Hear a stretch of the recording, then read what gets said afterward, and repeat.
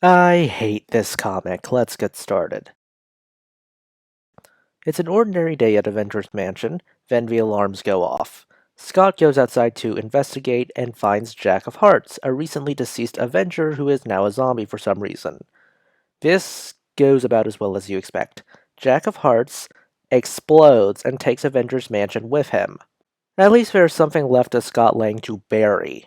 We cut to the UN. Tony somehow gets magically drunk at the UN and nearly causes an international incident. He was Secretary of Defense at the time, and boy did that have some implications on an international stage. Back at the Avengers Mansion, it gets worse, since Vision crashes a jet into the rubble. And then he begins rotting into multiple Ultron copies. And then She-Hulk goes from being She-Hulk into hulking out like her cousin. And she begins attacking the other Avengers. After pacifying She-Hulk and getting the injured to the hospital, or in some cases to the morgue, we get our next issue. The Kree Armada arrives. One fight scene later, we learn the truth of what caused all this. Doctor Strange followed a trail of magic, and it's revealed that Wanda Maximoff is the culprit. And Wanda demands to know where her children are. Here's the rundown of what happened. Because of plot reasons, Susan Storm and Reed Richards end up in hell with Mephisto. Franklin Richards, the overpowered as hell mutant child of Reed and Sue, picks a fight with Mephisto in his place of power. This goes about as well as you'd expect for Mephisto, whose soul ends up being split despite Franklin trying to erase him. The Scarlet Witch would use her magic to create two children since obviously Vision being a robot can't exactly reproduce. She uses the shards of Mephisto's soul in order to make them. One of Mephisto's lackeys, named Master Pandemonium, a Hollywood executive turned supervillain, because comic books, would absorb their souls on behalf of his master. Agatha Harkness removes the memory of Wanda's children in order to help her, or rather, Wanda was passively screwing with reality because this story implies that Wanda had been screwing with reality so much and basically said that Agatha Harkness has been long dead and that anytime she appeared it was sort of just a construct made by Wanda's madness.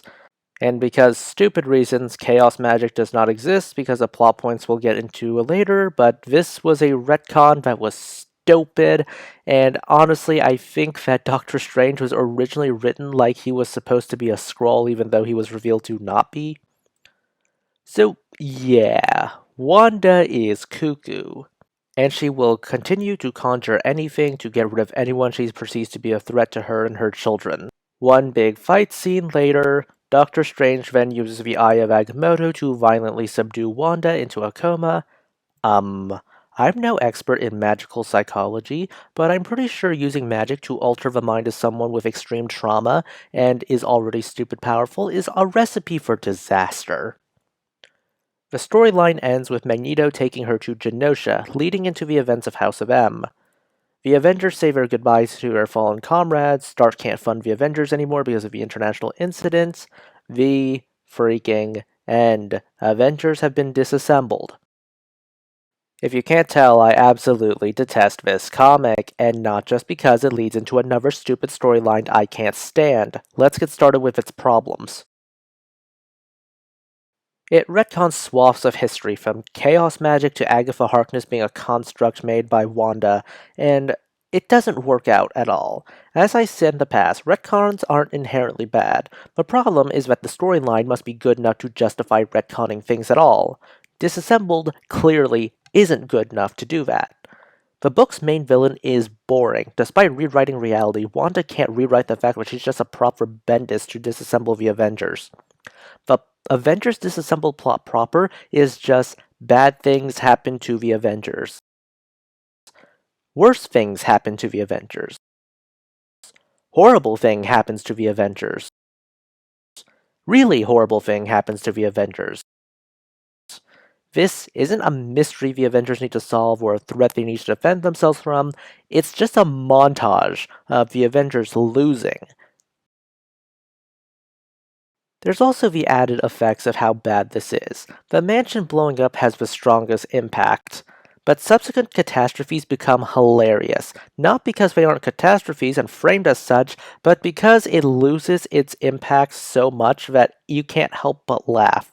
What's funny is that the art direction wants you to take the storyline seriously as grim and gritty, rotting flesh off the vision, but it honestly comes off as trying too hard for a storyline that is utterly uninspired already. There are moments in the book that are supposed to come off as utterly creepy from the color and art direction, but in reality, it has no effect on the readers.